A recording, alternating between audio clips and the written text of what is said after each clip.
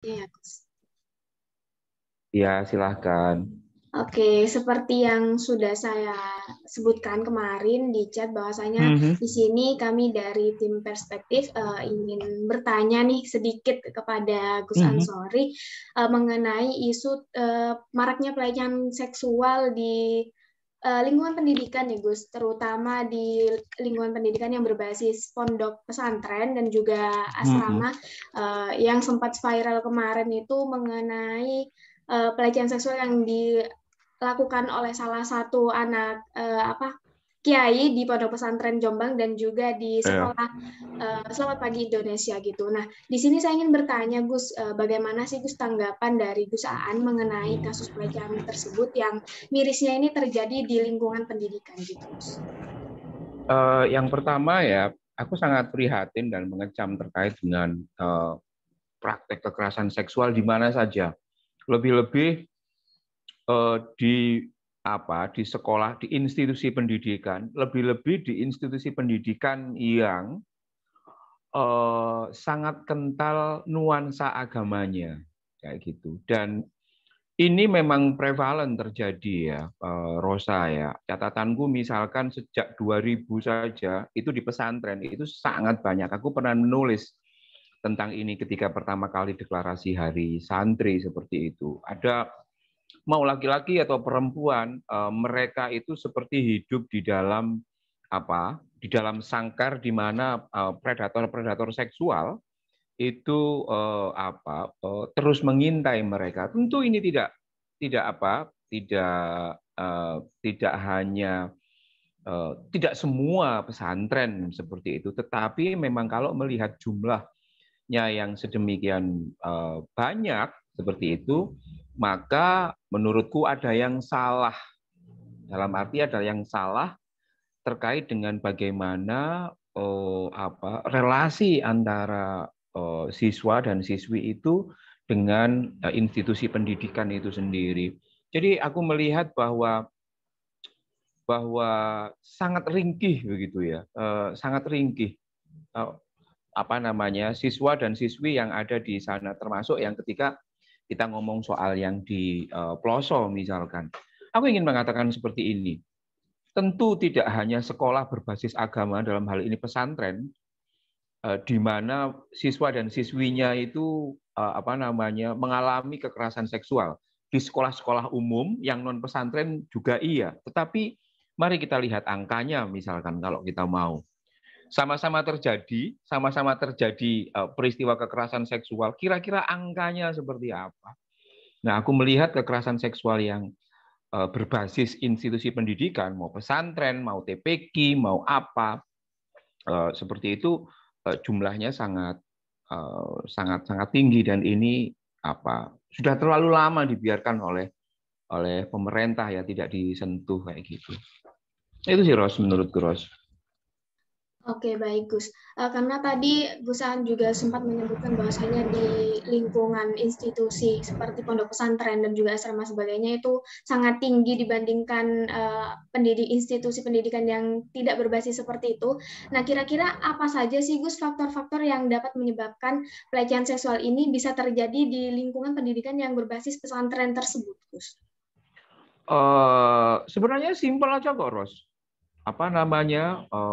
Authority tends to corrupt. Itu pasti itu.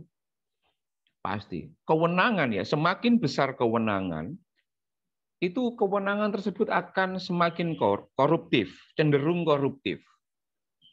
Itu sebabnya semakin besar kewenangan yang dimiliki seseorang atau institusi supaya nggak koruptif, harusnya dibarengi dengan pengawasan yang lebih kuat. Dalam arti begini, semakin seseorang itu atau institusi ini memiliki kewenangan yang tinggi, maka harusnya pada titik tertentu ia juga dibarengi atau meminta dirinya supaya diawasi, supaya nggak korup, supaya nggak koruptif. Misalkan presiden kan kewenangannya kan tinggi, loh. Kewenangannya besar dia itu. Itu sebabnya ia harus diawasi supaya apa? Supaya ia nggak korup. Nah, aku melihat bahwa pesantren, karena aku lama di pesantren ya, artinya jangan dipikir kalau aku ngomong agak keras pada pesantren itu I hate them. No, that's because I love them. Aku masih merasa diriku menjadi bagian dari pesantren seperti itu. Maka aku tidak ingin bahwa nilai setitik ini bisa menghancurkan susu yang sebelanga ini. Nah, pesantren pada titik hari ini itu apa? Kalau dalam istilah wayang itu bertiwi kerama, dia menjadi satu institusi yang merupakan key player di dalam sistem pendidikan yang ada di Indonesia ini. Udah punya undang-undang pesantren dan lain sebagainya. Polisi, kalau ada kejahatan misalkan seksual dan itu berkenaan dengan pesantren, atau korupsi yang berkenaan dengan pesantren, itu aparat hukum biasanya akan berpikir 2 kali. Karena apa? Saking besarnya itu loh. Khawatir gitu kan. Dan ini barangkali yang juga aku sangat rasakan, kenapa kok proses yang di pelosok itu berlarut-larut. Proses yang di pelosok itu berlarut-larut yang kemarin itu. Pertama karena institusinya yang sangat besar, namanya pesantren, lalu kemudian jemaatnya besar, siswanya juga besar, sehingga apa? Sehingga ia kemudian tidak bisa atau cenderung tidak bisa dikontrol. Kayak gitu. Jadi aku ingin mengatakan kalau pemerintah bisa dengan mudah mengatur misalkan sekolah-sekolah di luar pesantren, ya kamu harus begini, harus ada begini, harus begini dan sebagainya. Tapi giliran sekolah itu di pesantren, semacam sungkan dan takut gitu loh, kayak gitu, semacam sungkan dan takut. Jadi menurutku ada apa ya? Pesantren harus meyakini dirinya ini besar. Dan kalau ia besar, maka ia akan masuk di dalam hukum besar Lord Acton, authority tends to corrupt, dan itu sebabnya ia harus dengan kesukarelaan meminta orang lain untuk mengawasinya. Nah, ini yang belum terjadi. Ini yang belum terjadi. Misal, ini misal ya, ini misalnya saja. Di banyak pesantren ya, itu atas nama fokus pada belajar dan mengajar, itu santriwan dan santriwati tidak diperkenankan untuk memegang HP. Kayak gitulah, apalagi ngakses internet. Gimana mau HP emang internet? Wong HP aja nggak bisa, laptop aja nggak bisa. Bayangkan, orang kalau tidak menggunakan HP, maka sebenarnya dalam konteks per hari ini, ia akan kehilangan device, alat yang tidak hanya untuk belajar maupun untuk bermain, tapi alat untuk merekam apa saja yang dianggap penting. Kayak gitu. Misalkan kamu kamu di asrama lah, katakanlah di asrama pesantren yang ada di dekatnya UB gitu, nggak boleh pakai HP. Lalu kamu hidup di dalam pondok yang sangat luas, akses tidak ada, kamu mengalami kekerasan seksual. Gimana caramu untuk ngomong? Kayak gitu. Bayangkan seperti ini. Nah, aku tentu saja mendukung upaya-upaya pesantren untuk membuat anak-anak dan santriwan-santriwatinya itu fokus belajar, tetapi di sisi yang lain bahwa nanti kalau ada apa-apa, gimana caranya? Kamu mau lapor misalkan, terkena kekerasan seksual, kamu mau lapor ke siapa? Lapor ke internal. Ya, mereka akan akan cenderung untuk mengkeep karena ini persoalan aib. Di samping itu tools itu menjadi sangat penting. Jadi yang ingin aku katakan adalah bahwa sebenarnya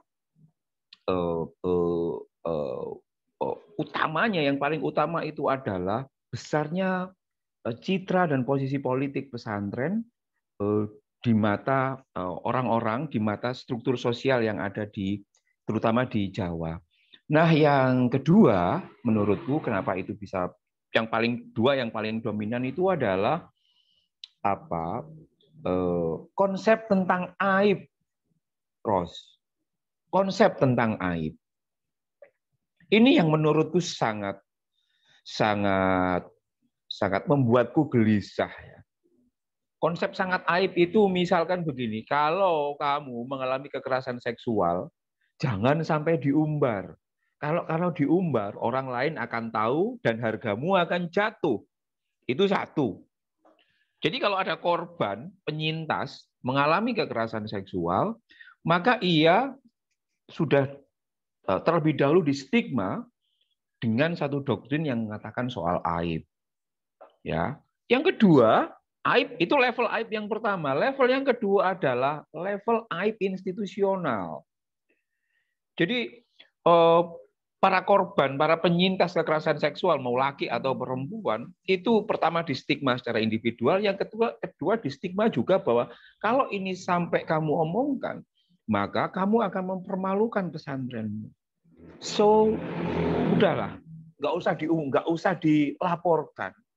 Ditambahi misalkan di beberapa hadis, misalkan di yang pernah tercatat di Riyadhus Shalihin, misalkan hadis ini digunakan secara serampangan, kira-kira ya Allah akan menutup aib seseorang jika ia menutup aib orang lain gitu. Jadi dengan serampangan hadis ini kemudian dilekatkan untuk menjadi justifikasi bagi para korban untuk tidak ngomong seperti itu. Nah, dua hal ini nggak tahu bagaimana cara memulainya ya, bagaimana cara memulainya untuk ini faktor paling fundamental. Di samping nanti faktornya pasti akan faktor-faktor teknis juga akan mengikuti. Gitu sih, Ros. Oke, Gus. Ya, tadi saya juga sempat setuju tentang stigma dan juga apa ya, stigma yang diberikan kepada penyintas pelecehan seksual itu, di mana kemarin juga yang kasus SPI ya, Gus. Itu mereka korbannya juga sempat ada kontra dari masyarakat karena mereka itu apa ya, menyuarakan tentang apa yang dialami mereka gitu. Sehingga dari pihak SPI juga menentang perbuatan mereka karena dianggap sudah mencemarkan nama baik si sekolah Selamat Pagi Indonesia ini. Nah, selanjutnya Gus, saya ingin bertanya, kebanyakan kan orang tua di Indonesia ini masih apa ya, berpikir kalau misalnya mereka itu menitipkan putra-putrinya di pesantren itu mereka sudah menganggap bahwasanya itu aman. Nah, padahal di pesantren itu juga bisa terjadi seperti kasus pelecehan seksual ini. Nah, kira-kira apakah ada nih Gus hal-hal khusus yang perlu diperhatikan oleh orang tua siswa maupun juga siswa yang nantinya akan memutuskan untuk menempuh pendidikan di lembaga seperti pondok pesantren ini maupun juga asrama, agar selama mereka menempuh pendidikan di pondok pesantren itu mereka dapat terhindar dari adanya kasus kekerasan seksual ini, Gus? Tidak banyak sih yang bisa dilakukan oleh orang tua kayak gitu ya. Tidak banyak ya. Karena mereka itu hukumnya supply and demand kan ya. Misalkan pesantren atau institusi pendidikan tertentu punya aturan yang seperti ini gitu. Orang tua atau calon santriwan dan santriwatinya mau ini, boleh nggak nawar kayak gini? Ya tentu saja mereka pemilik pesantren biasanya akan ngomong, loh ini aturan kami, kalau enggak ya udah kau keluar. Nah seperti itu. Nah yang bisa kalau aku mau menaruh anakku di pesantren, misalkan yang pertama adalah aku kenal dengan kiainya atau bunyainya enggak. Pertama itu ya, kemarin aku barusan nganterin orang ya, ada 2 orang Bogor, anak Bogor, 1 SMP, 1 SMA. Kemudian aku dimintain tolong untuk ini perusahaan ini mau di pesantren yang mana, begitu aku lihat, oh taruh sini aja. Jadi ini soal trust ya gitu kan. Jadi yang pertama adalah kalian kenal nggak dengan bunyai dan kiainya. Artinya semakin kalau nggak kenal bukan berarti jelek, enggak seperti itu. Artinya kalau aku lebih kenal dengan bunyainya dan lain sebagainya, itu aku ada ikatan personal gitu kan. Oh iya, ini reputasi. Kalau di online shop itu ya bintangnya aku punya pengalaman bahwa dia oke begitu ya, personal seperti itu. Nah, yang kedua menurutku adalah tracking di Google. Tracking di Google ya. Apakah pesantren tersebut, kalau nggak kenal misalkan track di Google, apakah pesantren tersebut terkena memiliki pernah memiliki kasus atau tidak. Kalaupun toh memiliki kasus, gimana model penyelesaiannya? Karena itu akan sangat mempengaruhi. Nah, yang ketiga menurutku adalah apakah pesantren atau sekolah tersebut itu memiliki asosiasi atau tidak, yang mana asosiasi tersebut itu melakukan pengawasan terhadap pesantren atau enggak. Misalkan begini, kan. Aku kalau mau kuliah di Unibro, gitu kan, aku akan lihat Unibro ini masuk ke Dikti enggak, masuk di lingkaran Dikti enggak, atau masuk di asosiasi apa. Kalau dia masuk di sana, berarti kan dia akan tunduk pada aturan di sana. Sehingga kalau aku misalkan punya masalah dan itu tidak diselesaikan oleh Brawijaya, maka aku bisa lapor ke asosiasinya itu. Kayak gitu. Nah, yang keempat menurutku adalah soal kapasitas ini ya, kapasitas sarana dan prasarananya. Yang kelima menurutku ini yang sangat penting adalah apakah di sana anakku ini akan menjadi manusia yang merdeka atau tidak. Itu yang penting. Ya. Artinya begini, manusia merdeka itu dalam arti apakah ia akan dididik oleh model pengajaran yang kritis atau ketertundukan yang tidak logis. Ya gitu. Karena selama ini anakku tak ajari cara berpandangan kritis. Dalam arti kalau ayahmu ini salah, ya ayah bisa salah dan soal salah dan benar itu bukan soal umur gitu kan, bukan soal umur. Nah, apakah pesantren tersebut juga mengajarkan hal-hal yang bersifat kritisisme atau tidak?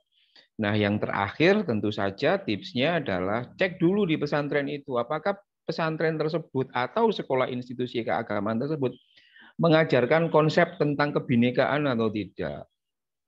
Jadi begitu. Aku mengajari anakku untuk memandang Cecil, anakku kan Cecil dan Galang. Aku mengajari anakku itu untuk juga mau sama Kristen, mau sama Hindu, mau sama Ahmadiyah, mau sama orang Waria. Itu ya mereka nggak boleh melecehkan. Dia nggak boleh melecehkan, nggak boleh memandang mereka itu rendah. Nah, apakah di institusi pesantren itu sesuatu yang kesetaraan universal seperti ini malah dirawat atau malah dihancurkan? Jadi nggak asal saja gitu kan. Jadi banyak sih dan ini tantangan tersendiri bagi kita. Termasuk apakah terkait dengan protokol kekerasan seksual. Aku berkali-kali ngomong ke media dan lain sebagainya. Sudah saatnya aku fokus ke pesantren dan itu juga berlaku untuk sekolah-sekolah yang berbasis agama lain. Bisa nggak kemudian pemerintah ini mendorong terciptanya pesantren ramah anak dan perempuan? Kayak gitu. Artinya apa? Kalau pesantren ini ramah anak dan perempuan, maka protokol-protokol yang disepakati oleh UN terkait dengan bagaimana soal anak itu juga akan diimplementasikan. Misalkan, aku membayangkan misalkan sejak awal calon santriwan dan santriwati itu masuk ya maba di pesantren itu, salah satu materi yang disampaikan itu adalah early warning system sexual harassment. Jadi santri-santri ini diajari kalau kalian mengalami atau ya berada dalam posisi di mana akan terjadi praktek sexual harassment atau sexual violence, ini loh cara-cara untuk menanggulanginya. Gitu. Nah, aku tidak melihat dari hampir 30.000 pesantren yang ada di Indonesia ini yang menerapkan seperti itu. Jadi menurutku karena ini urusan umat, maka kalau pesantren itu tidak memiliki gairah atau intensi untuk ke sana, maka demi keselamatan umum dan demi ketertiban umum, pemerintah harusnya mengintervensi. Tapi mau nggak pesantren diintervensi? Lagi-lagi soal power, soal authority. Gitu sih, Ros. Menurutku, Ros. Ros ini mungkin sampai 40 menit aja ya. Karena ada 3 orang gitu kan. Iya Gus, Iya. ini yang terakhir juga kok dari saya.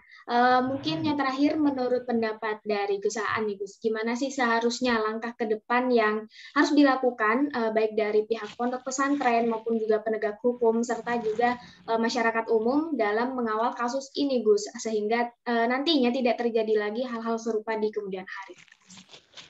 Yang pertama adalah aku melihatnya dari pesantrennya dulu ya. Tadi sudah sempat aku singgung ya. Pesantren-pesantren jangan mengeksklusifkan diri. Rata-rata pesantren yang aku tahu itu ketika sudah besar, ia terpisah dari tetangga-tetangganya. Bangun tembok tinggi, ia terpisah. Jadi ada dua dunia, dunia pesantren dan dunia kampung. Kayak gitu. Mungkin kalau kamu di pesantren dulu kan pasti kayak gitu. Pakarnya tinggi. Kayak kamu itu punya negara tersendiri. Enggak apa-apa. Tapi itu juga punya konsekuensi, ya. Interaksi dengan kampung tidak ada, kampung juga tidak bisa ikut mengawasi kalian. Kalian yang di pesantren, kalau bengok-bengok, yo nggak didengar, gimana dengarnya? Jadi yang pertama adalah perubahan paradigma mindset di pesantren sendiri, bahwa memblending dengan masyarakat kampung betul ada implikasi negatifnya, tetapi akan jauh memberikan dampak yang positif, karena salah satunya santriwati dan santriwan itu bisa belajar dari pesantren kayak KKN itu loh, seperti itu. Nah, yang kedua menurutku pesantren juga harus mengembangkan konsep pesantren ramah anak dan perempuan. Itu yang penting. Tapi biasanya kan nggak mau, ngapain gitu kan? Ngapain mendidik anak supaya tahu hak-haknya? Kalau tahu-tahu hak-haknya kan kemudian aku sebagai kiai dan bunyai kan akan dilawan. Ya nggak bisa seperti itu. Nah, di titik ini kalau memang tidak terjadi, maka pemerintah bisa intervensi. Bisa mewajibkan atau bisa dengan memberikan stimulus. Misalkan seperti ini. Ini kan 30.000 pesantren di Indonesia. Pemerintah memberikan stimulus seperti Kampus Merdeka itu kan. Kampus Merdeka kan tidak semua kampus dapat proyek Kampus Merdeka. Kampus-kampus tertentu saja. Nah, ini juga pesantren-pesantren dikasih stimulus. Ayo, siapa pesantren yang bisa mengembangkan pesantren ramah anak dan perempuan dengan indikator A, B, C, D, E, F, G dan mau didampingi oleh Komnas Perempuan, Komnas Anak, Perlindungan Anak, maka ia akan dapat stimulus. Itu menurutku sudah oke, kayak gitu. Jadi nggak dibiarkan seperti ini oleh pemerintah, oleh Gus Yakut. Yang terakhir adalah bagaimana peran orang tua.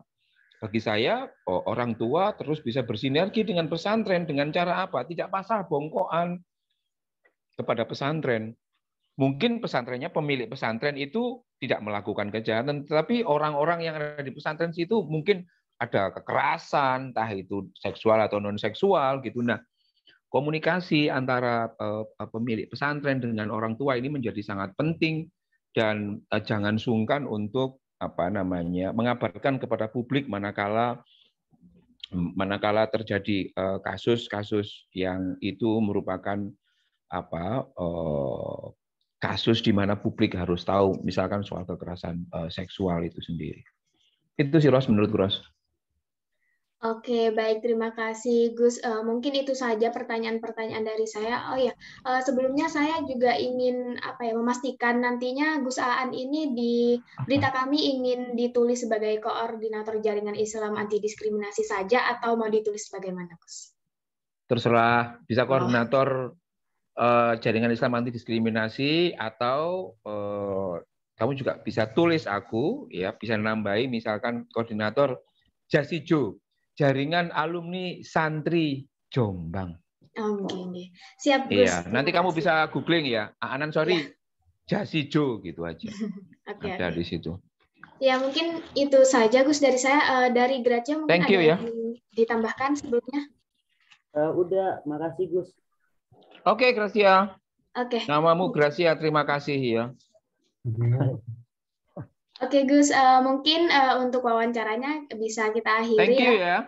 Iya, terima kasih juga Gus. Jangan lupa nanti kamu upload di ini ya, di Google Drive nanti kasih ke aku ya. Oke, siap Gus. Siap. Terima Thank kasih you. banyak Gus. Assalamualaikum Thank you. warahmatullahi wabarakatuh. Waalaikumsalam warahmatullahi wabarakatuh. Thank you.